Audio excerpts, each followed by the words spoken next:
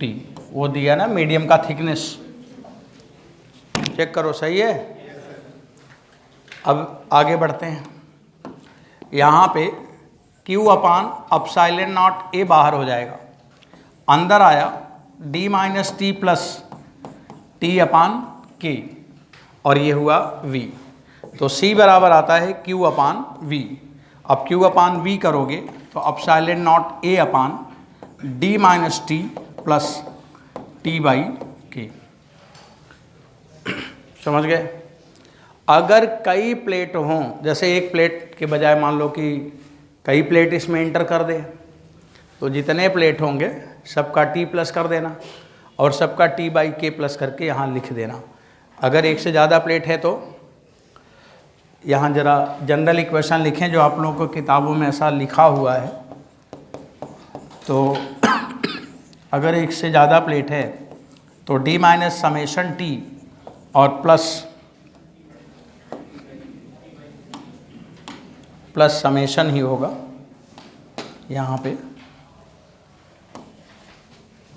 Summation T plus summation of T by के। चलिए इसकी ज़रूरत नहीं पड़ेगी, बोर्ड का पेपर लिखने के काम आता था। अब आपको बस इतने से ही मतलब है, जो लिखा है वही इतना पूछता है। एक सवाल नोट करिए,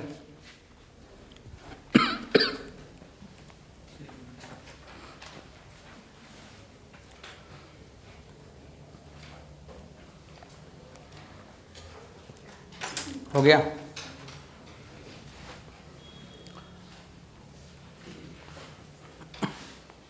बच्चों सब लोग रेडी हो गए, और तेज स्पीड करो। चलो चलो धीरे धीरे मैं कुछ क्वेश्चन पे बात कर रहा हूँ जो लोग लिखे हैं, और या लिख ही रहे हैं तो थोड़ा समझ लो तब लिखो, उसे मैं कुछ हटाऊंगा नहीं। यहाँ देखो, देखो ये कैपेसिटर है यहाँ पे रखा हुआ है, और एयर कैपेसिटर है। सवाल में लिखा हुआ है कि अगर इसमें डाइलेक्ट्रिक प्लेट जिसकी थिकनेस इन दोनों प्लेट के बीच का जो सेपरेशन है उसका 1/10 है, तो डाइलेक्ट्रिक प्लेट की थिकनेस कितनी है, कैपेसिटर प्लेट के बीच में जो गैप है उसका 1/10 है। इंसर्ट कर दिया जाए, और उसको इंसर्ट करने के बाद कैपेसिटी 10% बढ़ जाए, तो डाइलेक्ट्रिक कांस्टेंट कितना है। क्योंकि प्लेट को जब डाले और उसकी विड्थ क्या है, इससे कम है, तो डेफिनेट है कि भाई टच नहीं करेगा, और कैपेसिटी बढ़ भी गई तो इसका मतलब वो डाइलेक्ट्रिक प्लेट में के रहा होगा, और वही पूछा है कि के का मान क्या है। तो स्टेटमेंट मैं लिख देता हूँ, after introducing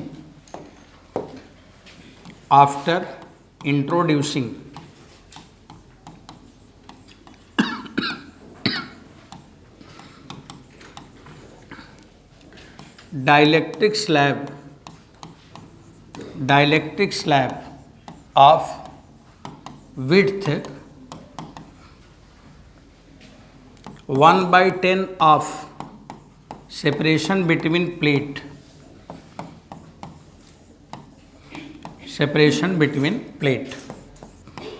and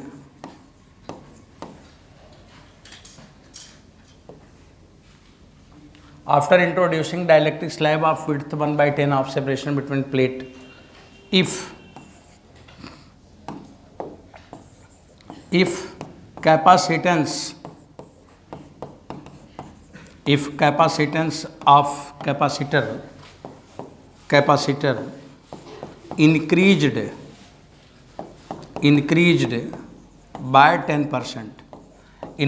by 10%, then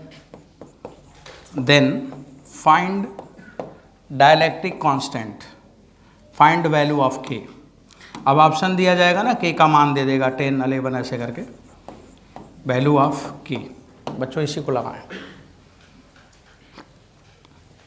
यहाँ में रहेंगे तो के का मान दिया रहेगा, जैसे 100 दे दिया, 101 दे दिया, कुछ दे देगा। तो अभी फ़िलहाल आपको कैलकुलेशन करनी है और बहुत जल्दी से लगाएं, तब 5वां नंबर इसका शुरू करें।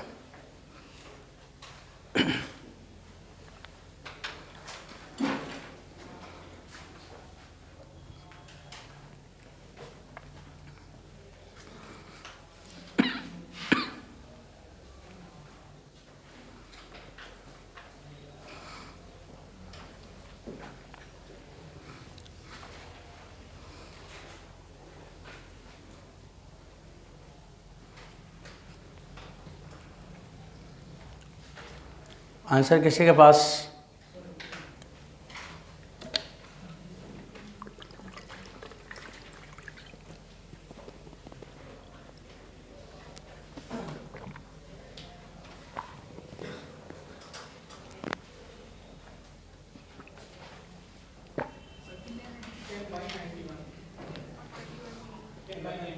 टेन बाई 1 से कम नहीं होता डाइलेक्ट्रिक।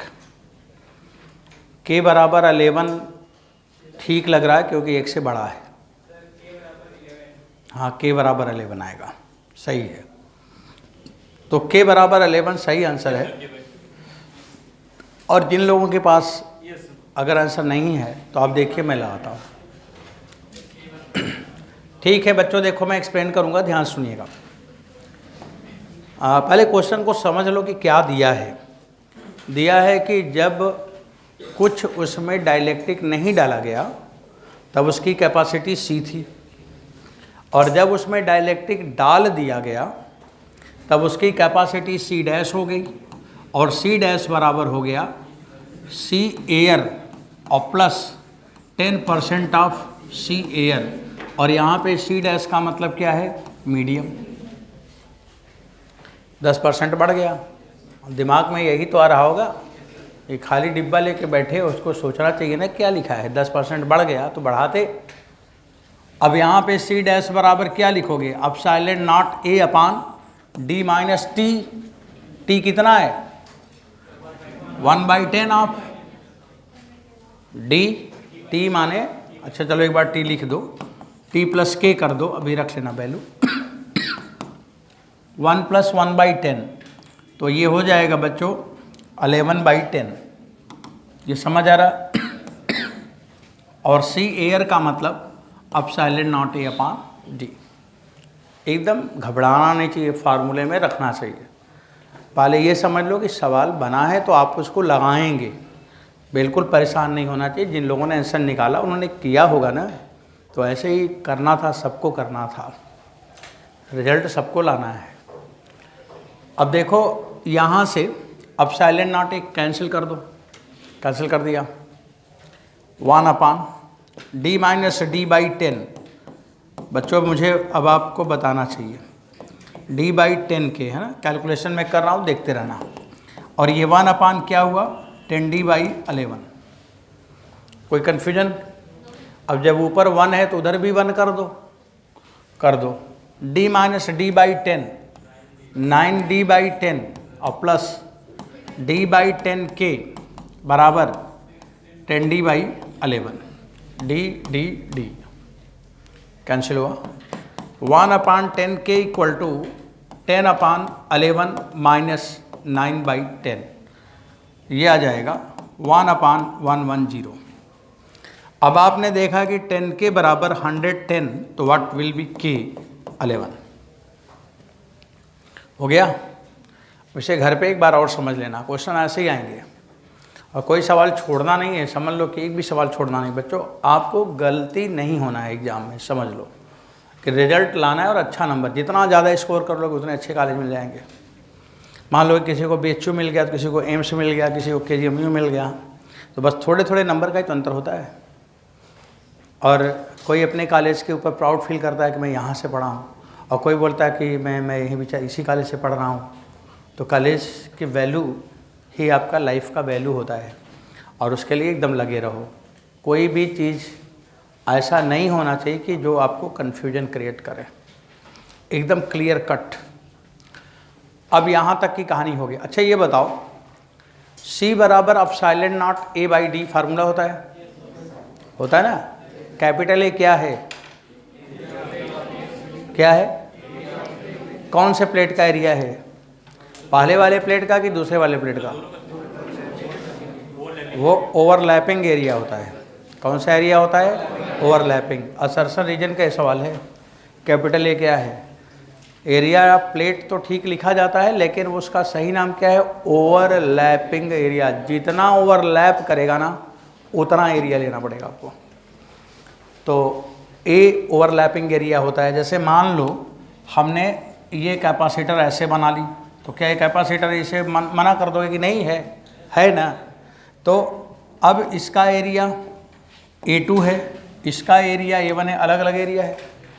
तो कौन सा एरिया लोगे? ना तो A1 लेना है ना तो A2 लेना है, बल्कि इतने एरिया में कैपेसिटर है, ना इधर कैपेसिटर है ना इधर कैपेसिटर है। अब ये वाला अगर एरिया हमें दे दे A डैश, तो हमारे कैपेसिटर में एरिया कौन सा लेना पड़ेगा? A1 plus A2/2, A1 A2 A dash, ऐसे ऑप्शन देगा। तो answer is clear, what area? Overlap करने वाला। तो इसमें अगर पूछा जाए तो A डैश है। सही है? नहीं तो दिमाग में रहता है ना, कि टीचर के दिमाग में रहता है कि बच्चे यही जानते हैं प्लेट एरिया, हर किताब में ये लिखा है प्लेट एरिया, ओवरलैपिंग एरिया तो हम ही बताते हैं, नहीं तो प्लेट एरिया ही तो पढ़े हो, और उसने यही सवाल दे दिया उठा के। तो अब वहाँ असमंजस हो जाएगा कि आखिर क्या लिख दूँ अब। तो हमेशा वही एरिया लेना है जिसमें फील्ड रहे, जितने में फील्ड रहे, तभी कैपेसिटर बनेगा। बच्चों अब हम चलते हैं आखिरी नंबर इसका पैरेलल प्लेट का, और इसके बाद तब फिर आप लोगों को एप्लीकेशन मिलेंगे, तब एंजॉय करेंगे सवालों के साथ। अभी पढ़ रहे हैं, थोड़ी देर बाद चीज़ें बदलेंगी सब। लास्ट नंबर लेते हैं। थोड़ा ऐसे ना कुछ थ्योरेटिकल है, तो लिखना तो ज़्यादा नहीं होता, लेकिन समझते रहना है। बच्चों लोग सुनो, ये दो एरिया है, दो प्लेट है मतलब, और इस प्लेट के अंदर हमने डाइलेक्ट्रिक मटेरियल डाल दिया। ये डाइलेक्ट्रिक मटेरियल डाल दिया। ये गैप नहीं है, पर समझाने के लिए थोड़ा ऐसा बनाना पड़ रहा है।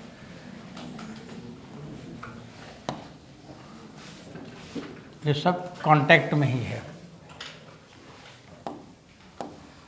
इसको हम लोगों ने चार्ज करके रखा है।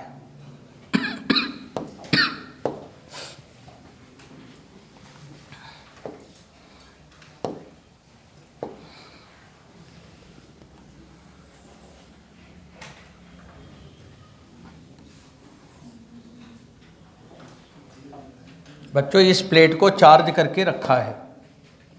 ये चार्ज है प्लस Q,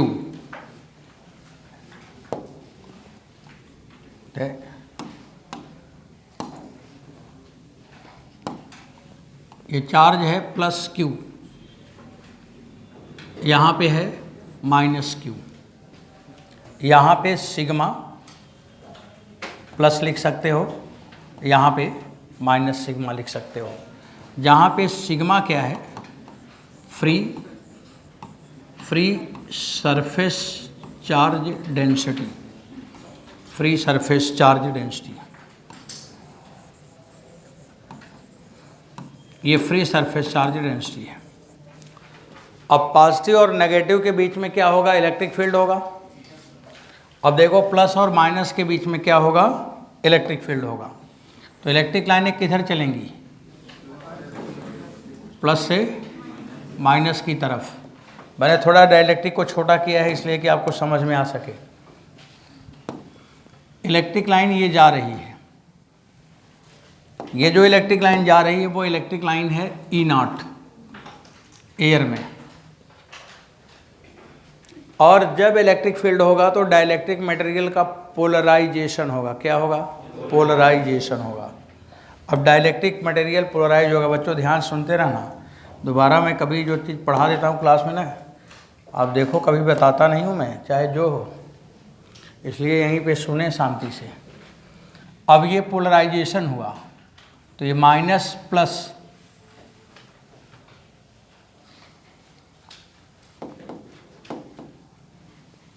ये माइनस प्लस, ये पोलराइज हो रहा है, माइनस प्लस, ये पोलराइजेशन चल रहा है। ये डाइलेक्ट्रिक मटेरियल पोलराइज हो गया। किसकी वजह से पोलराइज हुआ? वही इलेक्ट्रिक फील्ड के कारण।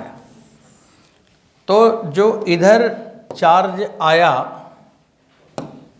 इधर ये आया प्लस सिग्मा डैश, इधर आया माइनस सिग्मा डैश। देखो ये सिग्मा है और वो अंदर सिग्मा डैश है, दिख रहा है।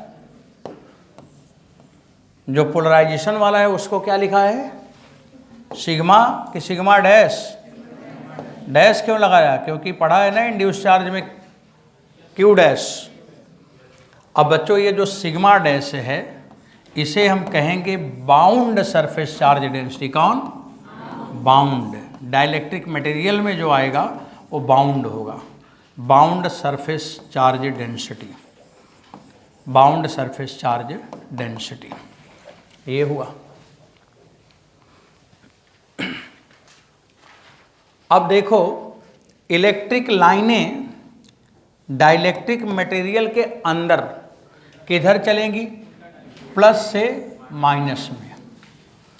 अब ये इलेक्ट्रिक लाइन इसमें ये चल रही है। अब देखो यहाँ पे इस मटेरियल के अंदर जरा समझो, एक इलेक्ट्रिक लाइन ये जा रही है, इधर दिखा दो, और एक इलेक्ट्रिक लाइन ये आ रही है। ये वाली जो इलेक्ट्रिक लाइन है वो ई है और ये वाली जो है वो ई डैश है, इंड्यूस की वजह से। तो बताइए डाइलेक्ट्रिक मटेरियल के अंदर इलेक्ट्रिक फील्ड बढ़ गई कि घट गई, क्या हो गई, घट गई। अब यहाँ पे जो इलेक्ट्रिक फील्ड आया, कैपेसिटर के डाइलेक्ट्रिक के अंदर जो इलेक्ट्रिक फील्ड आया वो बढ़ गई कि घट गई। ये एग्जाम में बहुत पूछा गया है, तो आपको दिख रहा है ना कि क्या हो गई, घट गई। लेकिन यही जब मैग्नेट पढ़ोगे तो बढ़ जाएगी। मैग्नेट और इलेक्ट्रिक में यही उल्टा है। अब बच्चों यहाँ पे मैं लिखूँगा इलेक्ट्रिक फील्ड ई बराबर क्या लिखोगे, ई माइनस ई नहीं, ई नॉट माइनस ई डैश। यहाँ ई नॉट मैंने नहीं लिखा है, लिख देता हूँ। अभी एकदम आप समझते ही ज़्यादा रहें, जहाँ पे ठीक लगे उसे नोट करेंगे, नहीं तो समझते रहें। बच्चों ये ई का मान आ गया, इलेक्ट्रिक फील्ड आ गया। चलो ये एक इक्वेशन 1 ले लिया। तो क्या पता चला कि if you place a dielectric slab then electric field will decrease, और अगर मैग्नेट होता तो इंक्रीज। मान लो मैग्नेट वाले में ना बताऊं तभी जानते रहो, बढ़ जाएगा। तब जब आप पढ़ने लगो तो याद आएगा कि सर कैसे बढ़ जाएगा, तब पूछ लोगे। वो बढ़ेगा, यहाँ घटेगा, उल्टा नेचर होता है दोनों का। चलिए अब यहाँ पे क्या हुआ, पोलराइजेशन। क्या हुआ, पोलराइजेशन। पहली घटना पोलराइजेशन हुआ।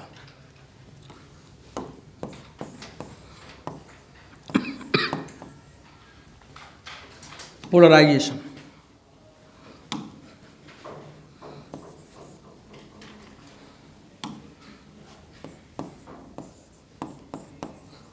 बच्चों, ये पोलराइजेशन हुआ। पोलराइजेशन को हम लोग 2 तरह से समझेंगे। एक तो मैं देख रहा हूँ कि पोलराइजेशन किस पे डिपेंड कर गया, इलेक्ट्रिक फील्ड पर। जितना ज़्यादा फील्ड होगा उतना ज़्यादा पोलराइज होगा। तो polarization directly proportional to electric field. ये पोलराइजेशन हुआ क्यों, क्योंकि उस बाहर वाली इलेक्ट्रिक लाइन का इफेक्ट अंदर आया। अंदर इफेक्ट क्यों आया, क्योंकि अंदर वाले ने एक्सेप्ट किया। अगर एक्सेप्ट किया तभी तो इफेक्ट आया। एक्सेप्टेंस ना हो तो इफेक्ट आएगा, एक्सेप्टेंस है तभी तो इफेक्ट आएगा। अगर आपको अपना शहर अच्छा लगता है तो शहर में कोई गड़बड़ी हुई तो आपको तकलीफ होगा, और वही दूसरे कंट्री के शहर में हो जाए तो आपको तकलीफ होगा, क्योंकि आप उसे एक्सेप्ट नहीं करते कि आपका वो कंट्री है। तो जहाँ पे हम एक्सेप्टेंस लेते हैं वहीं पे हमें डिस्टर्बेंस होता है, उसी की वजह से हम अफेक्टेड होते हैं। तो एक्सेप्टेंस का मतलब है अफेक्ट करने वाली चीज़ें, चाहे अच्छा हो चाहे ख़राब हो। उसी एक्सेप्टेंस को हम लोग फिजिक्स में कहते हैं, एक्सेप्टेंस को ससेप्टेबिलिटी। क्या बोलते हैं, ससेप्टेबिलिटी। क्या बोला, ससेप्टेबिलिटी। उधर बोलते हैं एक्सेप्टेबिलिटी, इधर बोलते हैं ससेप्टेबिलिटी। तो एक्सेप्टेबिलिटी पब्लिक के लिए और ससेप्टेबिलिटी मटेरियल के लिए। तो मटेरियल का एक्सेप्टेंस को हम लोग क्या कहते हैं, ससेप्टेबिलिटी। तो यहाँ पे मैं लिखूँगा कि पोलराइजेशन P बराबर एप्सिलॉन नॉट ये सिंबल और ये इलेक्ट्रिक फील्ड, बच्चों इसे कहते हैं इलेक्ट्रिकल ससेप्टिबिलिटी। इसे लिखते हैं KHI, काई, काई लिखते हैं। KHI माने काई, H साइलेंट है, काई, काई। तो कहीं काई बोला गया तो ये समझ लेना। इसे बोलते हैं इलेक्ट्रिकल ससेप्टिबिलिटी।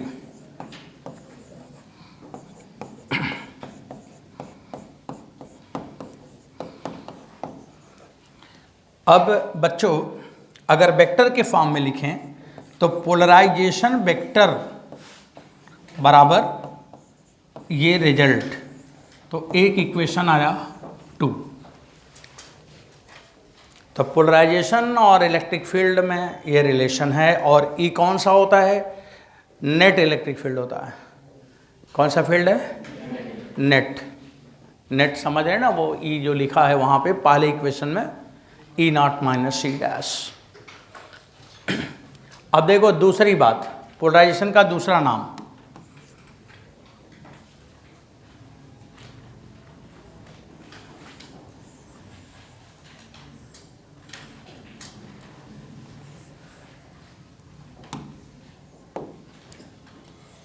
अब इसको हम लोग क्या लिखते हैं पोलराइजेशन को? ये होता है डाइपोल मोमेंट। हिंदी में समझो क्या है ये? Dipole moment per unit volume. Polarization क्या है? Dipole moment per unit volume लिखा जाए तो polarization P equal to dipole moment per unit volume, per unit volume. बच्चों डाइपोल मोमेंट क्या होगा? मान लो कि चार्ज इंड्यूस आया Q डैश और प्लेट के बीच का जो सेपरेशन है वो कितना है? D। अब ये charge Q dash into D कर दो तो डाइपोल मोमेंट क्या हो जाएगा? Q डैश इंटू डी, और पर unit volume A into D, D उड़ा दो तो ये आ जाएगा सिग्मा डैश। इसका मतलब polarization is also equal to bound surface charge density. तो पोलराइजेशन का दूसरा नाम क्या है? Bound surface charge density. ये भी एक वैल्यू हो गया। सिग्मा डैश बराबर P हो गया। हो गया। अब बच्चों आगे फिर कुछ लिख रहे हैं।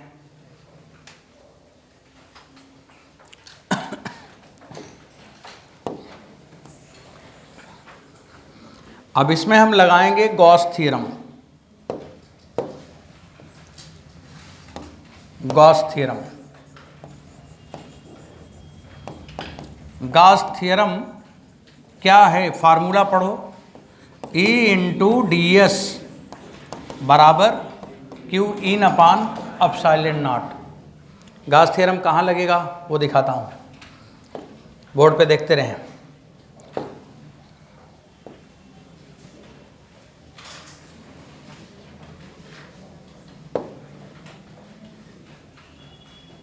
चलो ठीक है बच्चों, आपको गॉस थ्योरम जो लगानी है वो यहाँ लगाना है। कलर मार्क कर रहे हैं इस जगह।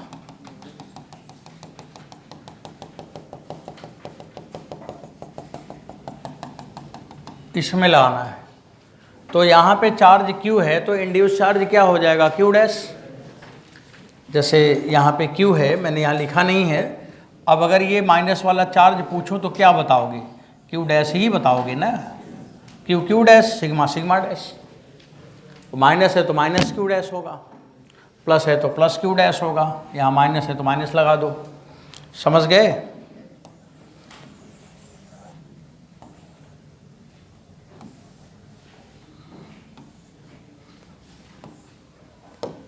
अब दिख रहा है ये Q है तो ये क्या हुआ? Q dash. और इसी जोन में गॉस थ्योरम आपको लगानी है, यहाँ पे दिख रहा है। बच्चों अब गॉस थ्योरम इधर लिख रहा हूँ, बताइए सब लोग बताइए। कॉन्सेप्ट में वैल्यू पुट कराना है, सभी लोग को बोलना बच्चों, बताना है। गॉस थ्योरम में E इंटू एरिया, सही है? Q in. अब क्यू इन बोलोगे कि आराम से निमंत्रण में आए हो।